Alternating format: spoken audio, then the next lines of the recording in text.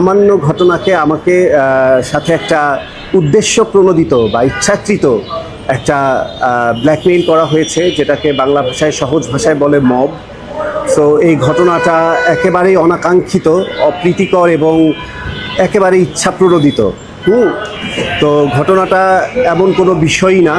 ঘটনাটা ছিল হলো ছোট সামান্য নর্মাল একটা ঘটনা। সেই ঘটনাটাকে একটা অন্যরকম রূপ দেওয়ার জন্য জাস্ট কিছু লোক আমার মান সম্মান নিয়ে নানানভাবে একটু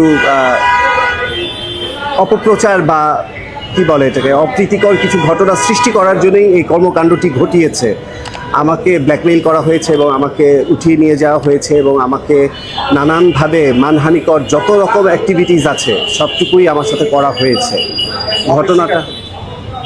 ঘটনাটা এখানে শুধুমাত্র কি বলে নানান রকম অঙ্ক বা এটা বসানো বিষয়টা না। বিষয়টা হলো আপনারা জানেন যে আমার একটি স্কুল আছে, গ্রুমিং স্কুল, এবং স্কুলটি অনেক বছরের পুরনো স্কুল এবং সেখানে অনেক স্টুডেন্ট ভর্তি হয়েছে, তৈরি হচ্ছে এবং হয়েছে এবং তারা অলরেডি এস্টাবলিশ এবং এখনও সেটা চলছে।